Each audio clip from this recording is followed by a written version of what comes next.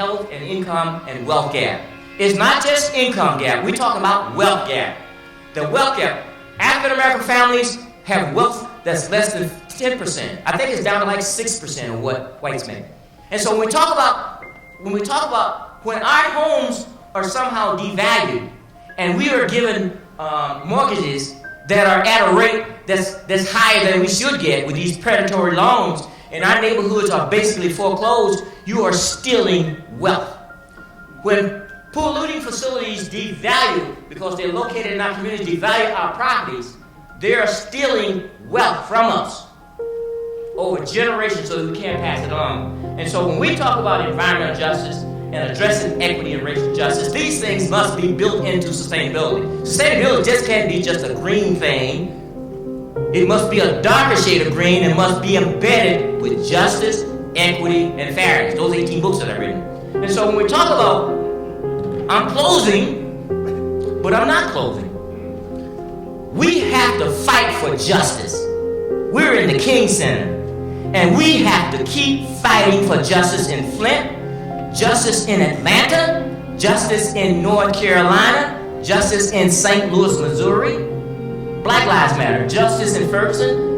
We have to fight for justice in Houston. We have to fight for justice all over this country, but we also have to fight for justice in terms of the global sense. Climate change is global. So those communities that have contributed least to climate change, they are feeling it first, worst, and longest. Those small island states, those countries that have contributed in Africa, that have contributed very little, but they're in drought. Some places have too much water. Some places don't have enough water. Our climate justice movement is a global movement. We need young people. We need students.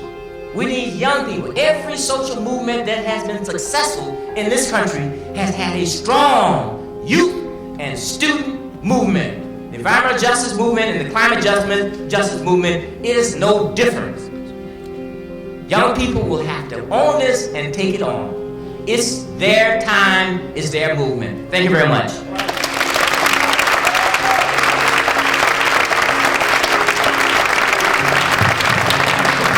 Let's give a nice warm applause for Dr. Bullard.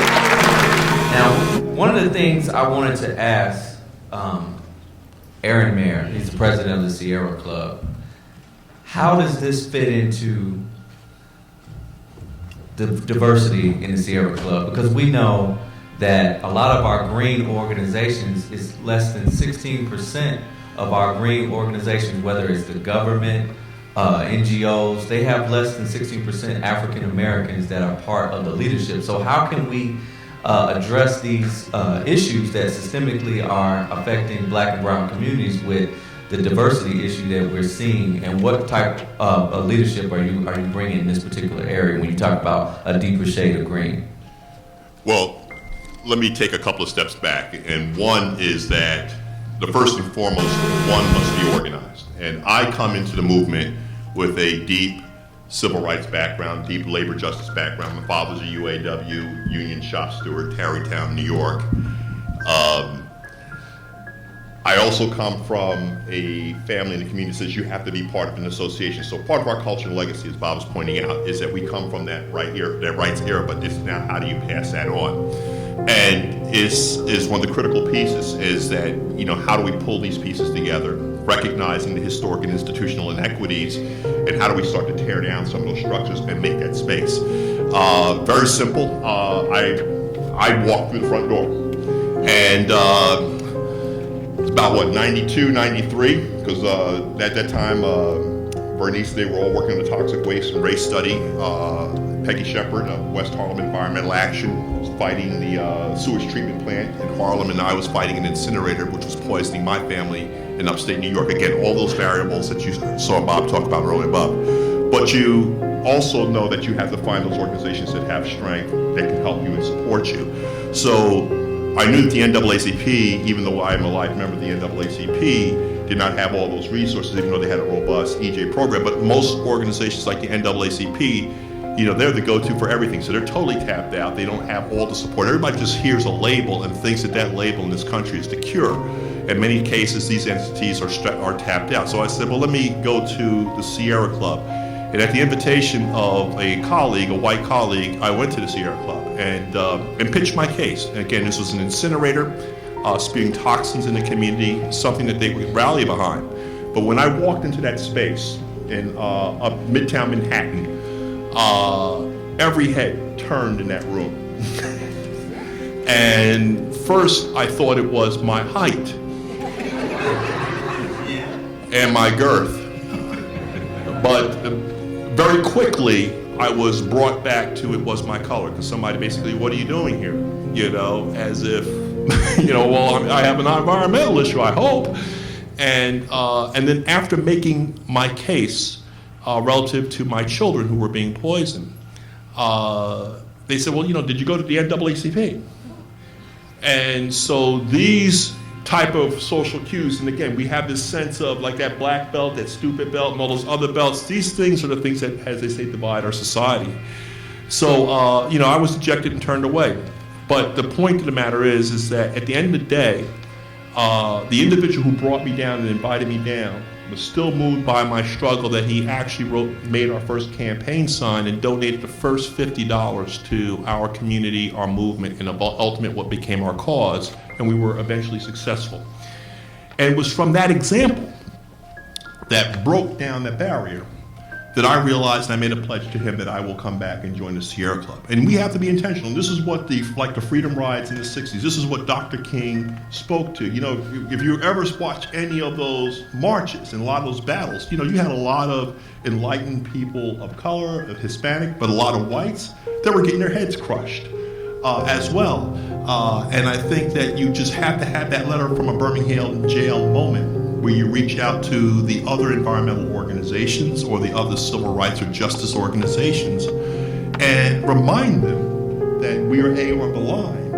And just because, you know, they're liberals and supporters, to tell us that we must slow down or we must accept this fate is not acceptable. And I think that having that moment, I brought that same letter from our Birmingham jail moment to the Sierra Club and backed it up by becoming a member, and backed it up by becoming one of its major activists. We formed the Hudson River campaign, which forced the cleaning up and dredging of the Hudson River because of, you know, again, Hispanics, blacks, Caribbeans who were fishing from the Hudson being poisoned by PCBs. But at the end, it was one of the Sierra Club's most diverse struggles and successful struggles.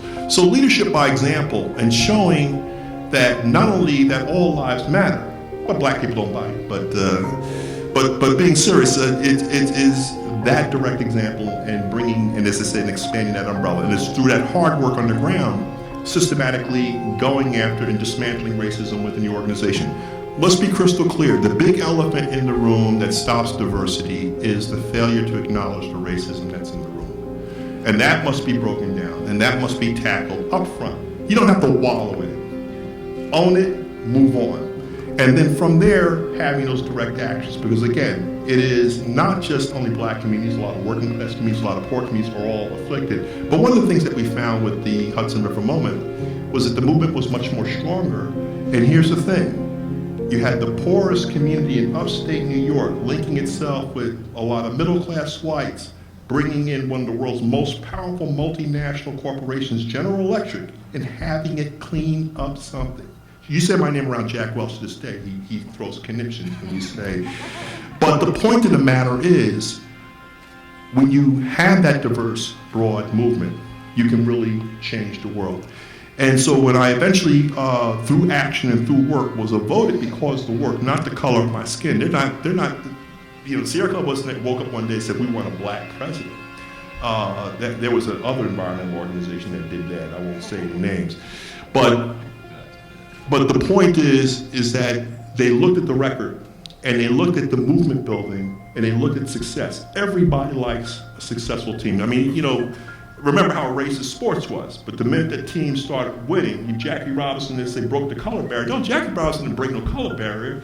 He was a badass ball player and he won games. Everybody likes a winner. And so the thing is, you go in being the best activist and you bring your A game. And it was that activism that, as I say, elevated our A game. And I think that it's from making that space and transforming that space and building those relationships, I think that has brought about some significant changes within the organization. But more importantly, gave folks the courage to embrace and own their racism and vote on the merits, and as I say, the content of my character and not the color of my skin.